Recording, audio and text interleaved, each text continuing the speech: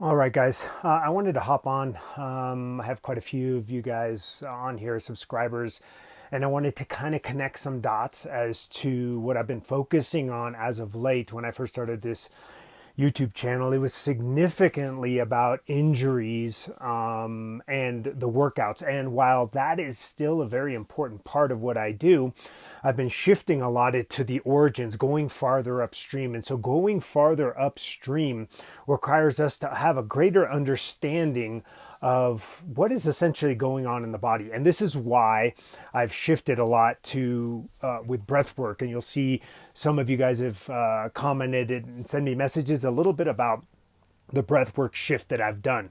Now, recovery is on at the forefront of every client, even myself. If you didn't already know, I full-time travel with my family. Our other channel is Nomads with a Purpose. We are currently at Winter Park Ski Resort, and I will be joining my family shortly after I work with a few more clients.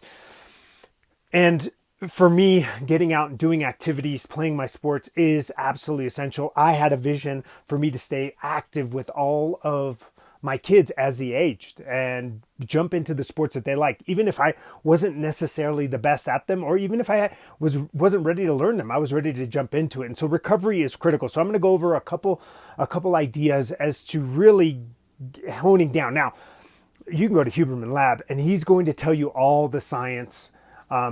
But my thing is to kind of give you the in the trenches experience is what I know. You do need to find one or two big things that you can consistently do for your recovery, to enhance recovery. It is very difficult if you have not developed, first off, a love for a sport or a love for working out or a love for changing in shape, to start to sprinkle in eating, mindfulness, breath work, stretching, rehab. It's very difficult. So first things first is start to develop that core.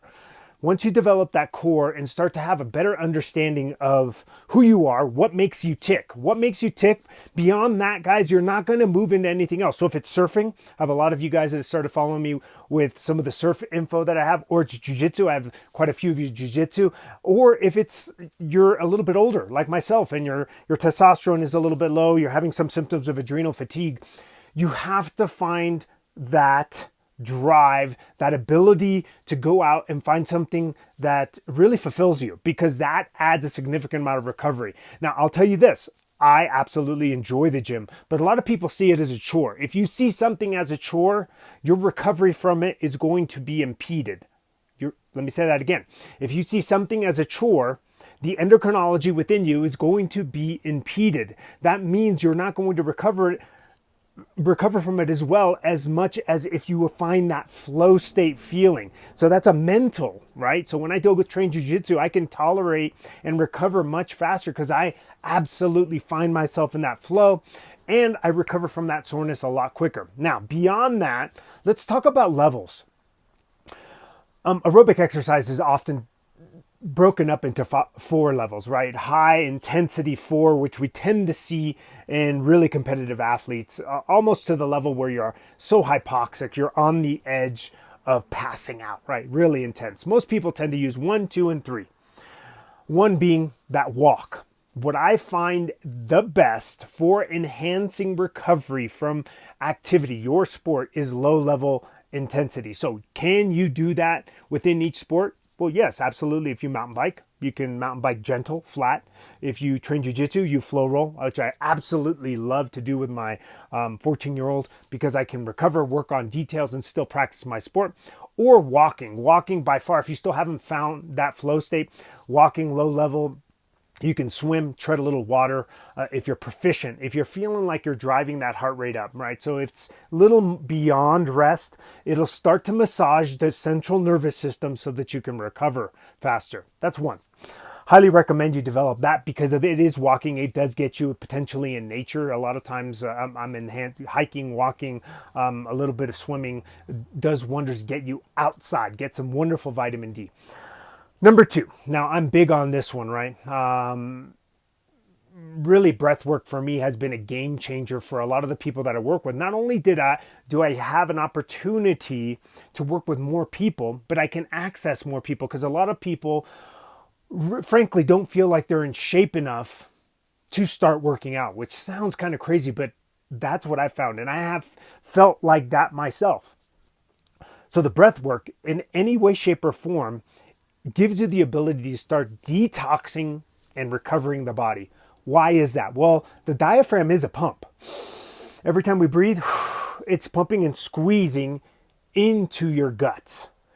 And therefore, sending out, squeezing out, using the lymphatic system to drain and get rid of toxins.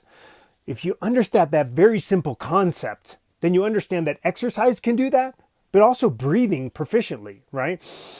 Slow in, slow out. Now, if it's something you really struggle with and you want to learn, you can message me, leave the comments down below. If you didn't already know, I've been doing this for a long time, almost 30 years, and enhancing the breath work along with understanding a deeper level of what holds us back from actually taking the steps. That's a big problem in our society. People don't realize, like, oh, I just can't motivate myself to work out. Well, you don't value yourself enough to take care of this vessel.